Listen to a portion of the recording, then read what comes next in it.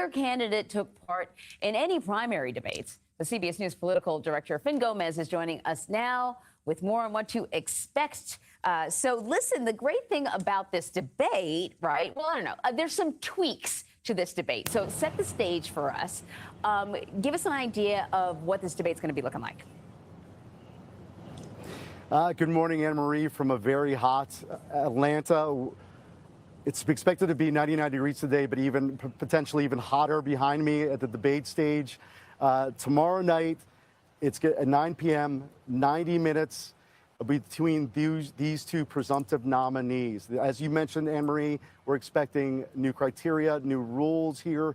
This is a format that we have not seen before. This is the first debate in decades where the CPD, the Commission for Presidential Debates, is not running it. That's a non-partisan entity that typically runs these debates. The campaigns agreed to supersede that and go directly to the network. And so, yes, it's going to be 90 minutes. There's going to be no audience. There's going to be a mic. A mic will be muted. The CNN has the ability to mute the debaters when the other one's speaking. As you recall, there's been some very unruly debates in previous cycles, especially in 2020, where we really saw those interruptions. So that's an effort to stop that. There's also no pre-written notes allowed to come to the debate stage by these candidates. And I think really notable, Anne Marie, is that typically during the commercial breaks, debaters meet or speak to advisors about how it's going, almost a little bit of coaching. And remember, they remind them to hit them on these policy targets or whatever it may be. That will not be allowed in this debate tomorrow night either. But it is the first debate of the presidential cycle, and everybody in the political world is anticipating it. Oh, that's interesting. Yeah, that first 2020 debate is when we got that classic Biden line, "Will you shut up, man?" Classic. You know how Biden talks. And then after that, then after that, they started cutting off the mics. So the two candidates are preparing in two very different ways, though. What do we know? Yes.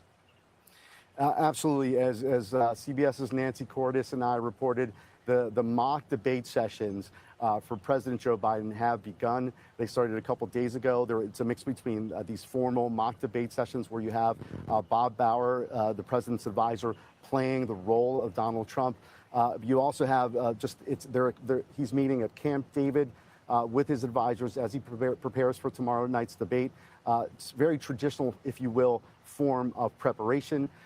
You contrast that with former President Donald Trump, who is making phone calls. He's having informal sessions of his own. Some with some of the potential VP contenders, including Senator Marco Rubio and other senators on policy issues.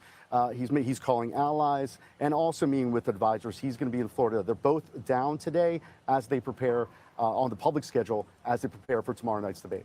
So, the thing with both of these guys is that, they can lose their cool. And I imagine that both candidate is going to try to throw the other one off of their talking points, try to make them lose their cool. What do you think they're going to go after each other on? Anne Marie, that's a great question. There's two things we have to remember here, and that is the two words, expectations and contrast. Expectations going into the debate. That is, if you listen to Donald Trump on the campaign trail, he attacks Joe Biden on being low energy, on really attacking the fact that he's physically unfit to be to be president, essentially. So he's sort of lowered the threshold for President Joe Biden in a sense, because especially with his own base and his supporters, because all he has to do is really perform and it's really and perform well and accurately. And I think that right now it's a contrast of ideas. What we're hearing from Biden team allies that he is going to be focused on contrasting on policy, contrasting that, and also on character of Donald Trump. And specifically going after him on January 6th on the recent conviction in New York, and also on contrast on foreign policy. On foreign policy has become a major political issue, as you know, with Gaza, with Ukraine, and on the Trump side, they're going to go after him. The expectation is they're going to be going after Joe Biden on immigration and the southern border. They see that as a big issue for them to focus on.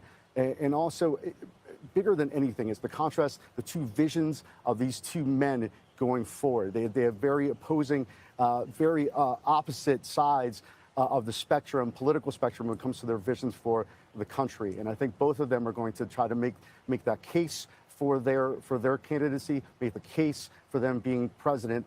And I think it's as I mentioned, just a very highly anticipated event that everyone in the political world is getting ready for. Yeah, you know, it's earlier than it's ever been, but the campaigning has been going on for, I think, longer than it's ever been. A lot of voters have not really been paying attention because this election season has gone on forever. But I think that after this is when they're going to start paying attention. Great point. Finn, thank you so much.